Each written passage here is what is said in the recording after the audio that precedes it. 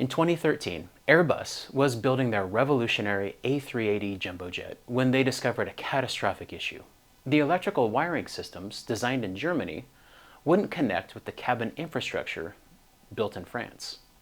And the reason for this was that the teams were using different versions of the same design software. Due to this huge discrepancy, this $6 billion project nearly collapsed because they failed to account for a basic environmental factor, which were their own internal systems.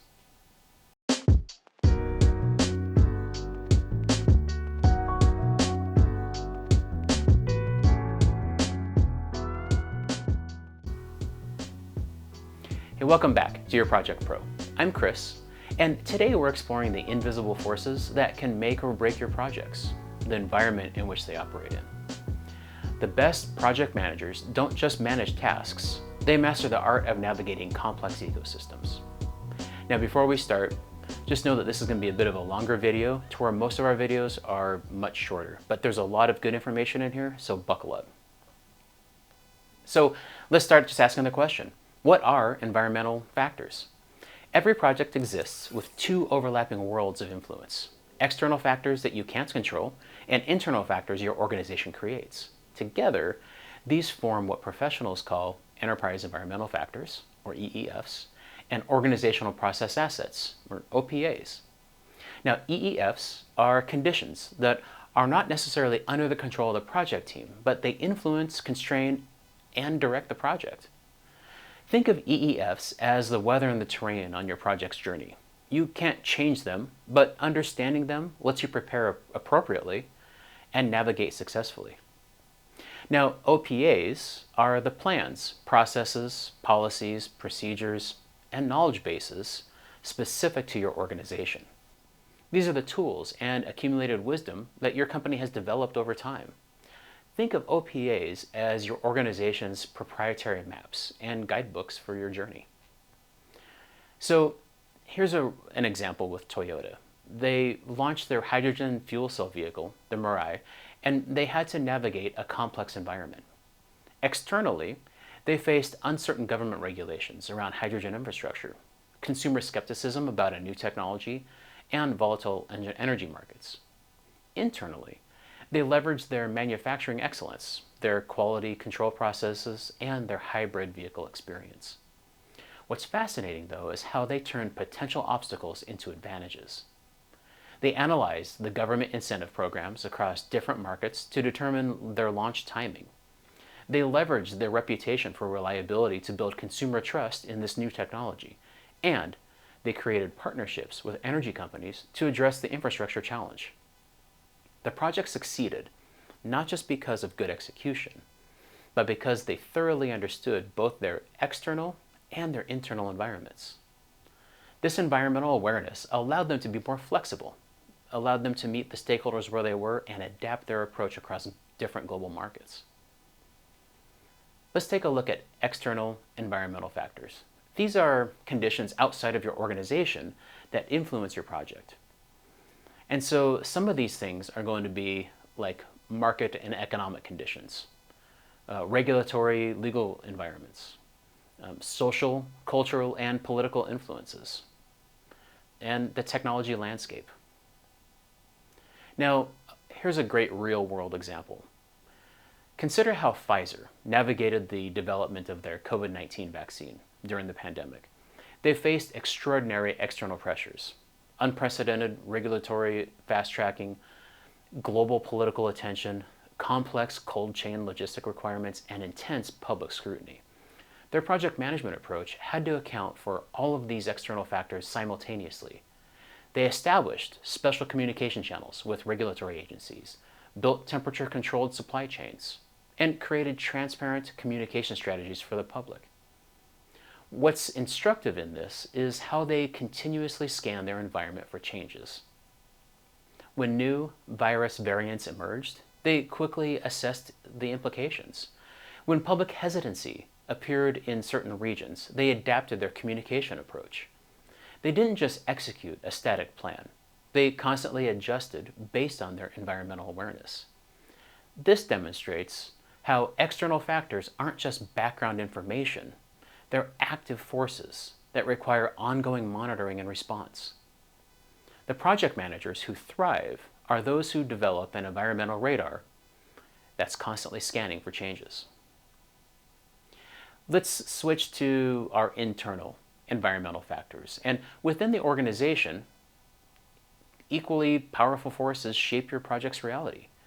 These internal factors often have a more direct impact on your day-to-day experience, such as the organizational culture and business structure, your existing systems and infrastructure, like your IT infrastructure and various tools and platforms. Your resource considerations, such as skill availability and your talent pipeline. Internal processes and governance, such as decision-making frameworks and change management requirements. Let's illustrate how the same project might unfold in 3 different environments. So in a traditional bank with a hierarchical structure, your cloud migration project might require 6 layers of approval. It might also need dedicated security reviews and strict change management controls. Your timeline will need to allow significant time and buffer for governance processes. If we take that same project and we implement that in a mid-sized company with, say, a matrix structure, the same project might focus more on cross-functional coordination. You'll spend more time on stakeholder alignment and resolving competing departmental priorities, though. Lastly, in a fast-moving startup with this project, with a flat structure, you might have more direct access to decision makers, but you could face resource constraints and shifting priorities. Your approach here would be to emphasize rapid iteration and flexible timelines.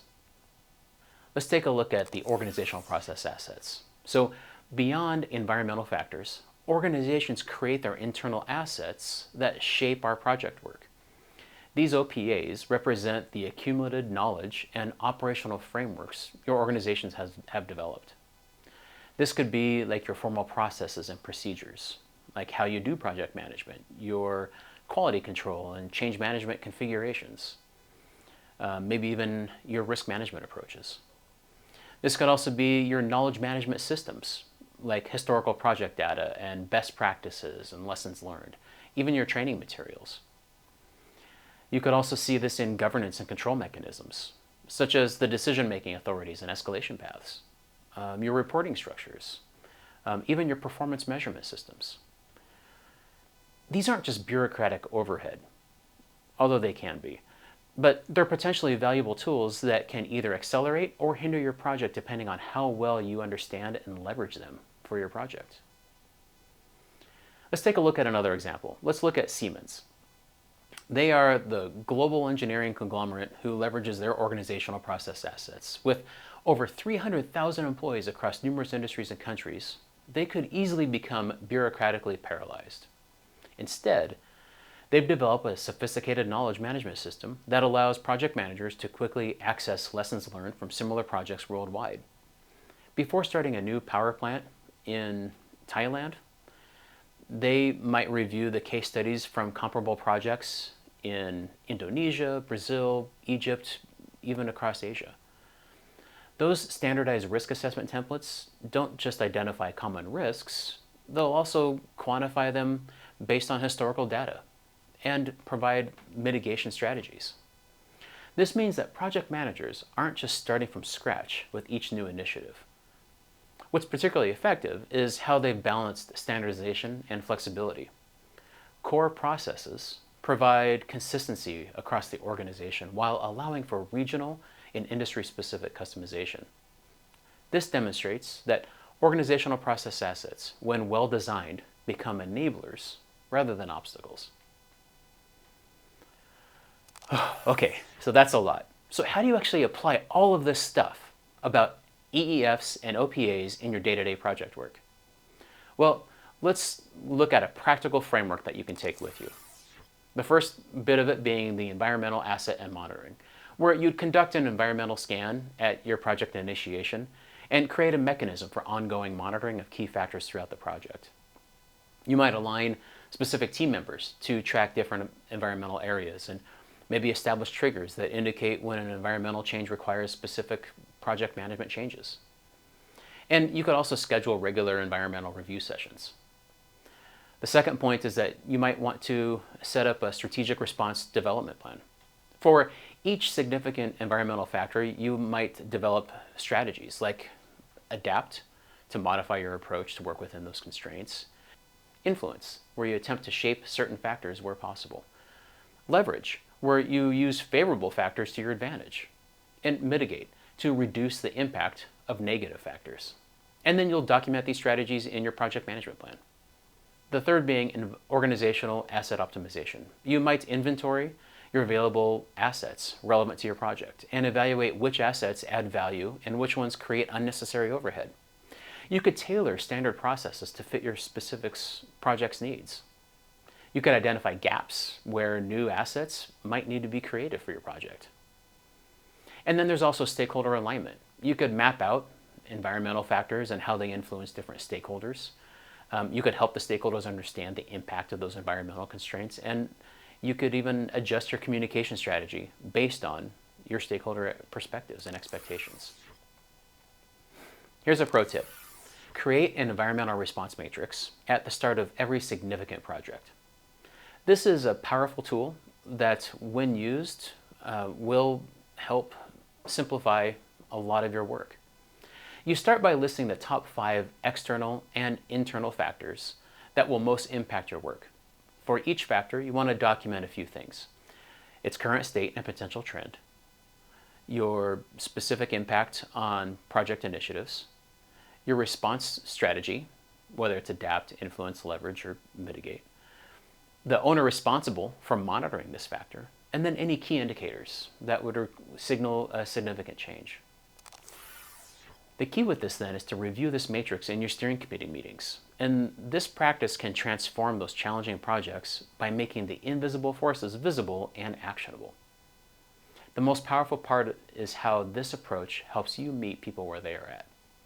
When you understand the environmental factors affecting your stakeholders, you gain insight into their perspective and constraints.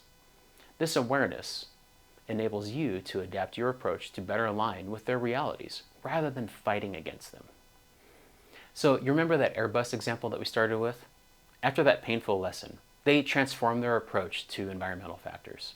For subsequent aircraft development, they created cross-location standards. They enhanced their communication protocols and implemented a new verification process. The result? Well, their next major aircraft projects had far fewer integration issues. The most successful project managers aren't just taskmasters anymore. They're environmental navigators who understand both the visible and invisible forces shaping their work. They recognize that projects don't exist in isolation, but within complex, interconnected ecosystems. I know that's a lot, but there's a lot of good information in there that I guarantee will help in your next project. So, next week, we will build on this foundation by looking into project team roles, where I will show you who does what in successful projects. So if you found this helpful, please like and share it with someone who you think could benefit from it. And don't forget to subscribe for more practical project management tips. Drop a comment below with any questions that you might have about these environmental and organizational process assets. And don't forget, the link for my website is in the description, where I have additional resources available for you as well. Hey, thanks for watching, and I'll catch you in the next one.